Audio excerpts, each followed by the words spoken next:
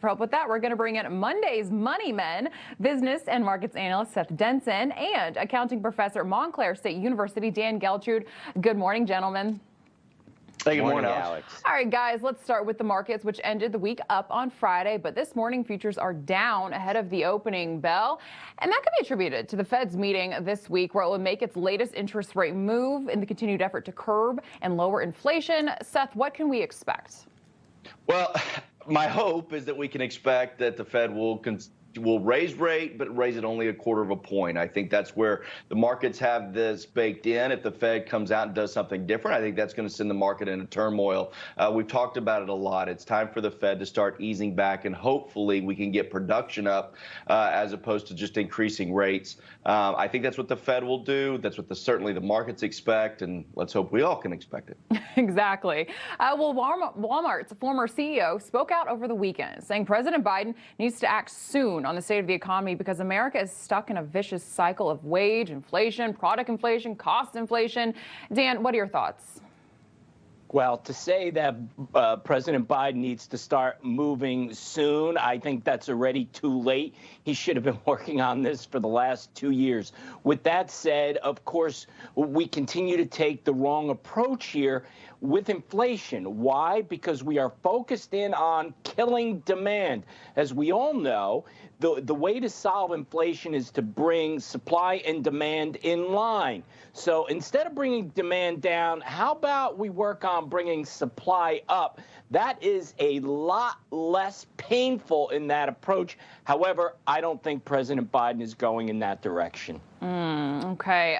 Guys, let's talk cars. So at least 2 major auto insurers are now refusing to cover certain Kia and Hyundai models because they lack anti-theft protections that are common in today's cars. Seth, what could this mean ultimately for these 2 automakers?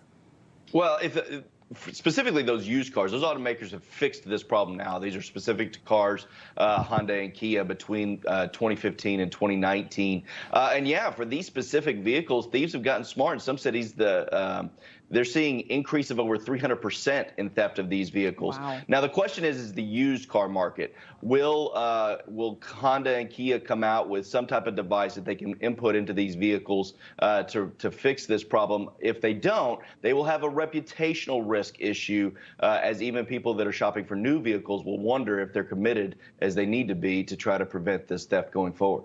Well, sticking with cars, obviously there's a big push for everyone to buy EVs. And a new report shows that electric vehicles are actually more expensive to fuel than gas-powered cars in the last quarter of 2022. Dan, what could this mean for the EV industry?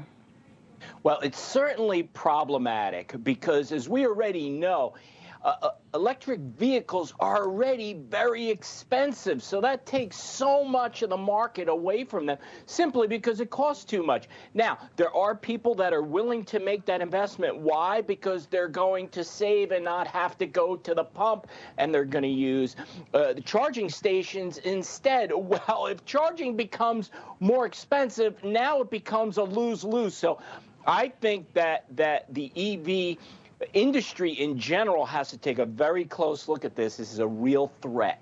Absolutely. Seth, you mentioned used cars a little bit earlier, but remember there's that big used car boom during the pandemic. So now dealerships are looking for, believe it or not, higher mileage when it comes to used cars to sell. Why?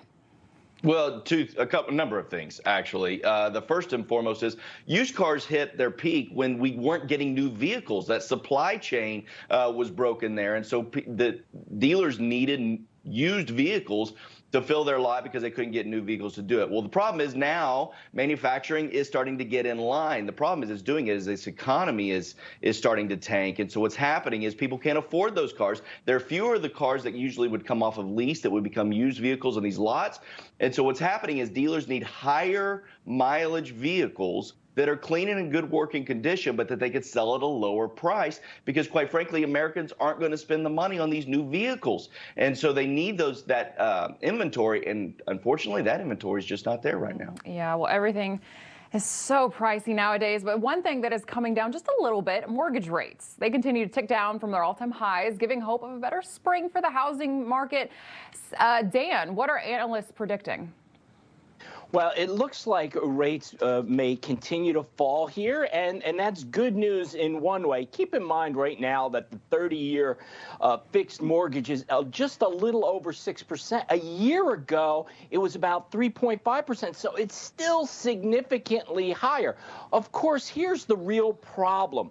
Will there be inventory? Because that scarcity is always going to create more demand and keep prices high. So again, we're still in a situation where you could have mortgage rates still pretty high and also prices pretty high. It's less than an ideal market for buyers right now. Let's switch gears completely. We love a little fast food drama. McDonald's is now stirring up controversy, testing out a new strawless lid for their cold beverages, and it's all in an effort to be environmentally conscious. But, Seth, some customers really have an issue with this. Why? Add me to that list, Alex. I mean, first of all, we went from the plastic straw to the paper straw, which means I got about 3 sips out of it before that paper straw completely dissolved. And it was worthless. Now we're going to no straw, which just means that, you know, I'm going to spill this thing all over my suit or shirt or whatever. This is insanity. But again, this is a lot of these companies, as McDonald's now, looking to the environmental industry and saying, well, how are our straws killing the environment?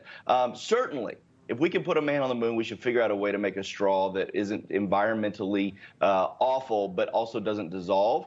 And quite frankly, McDonald's consumers, they're feeling the same way. They don't like this at all. Dan, you're a McDonald's guy. What do you think? Yeah, well, Seth, let me say this. I'm actually a McDonald's shake guy. So the straw is problematic for me. Because it's so hard to get that thickness through the straw. So I'm actually okay with this.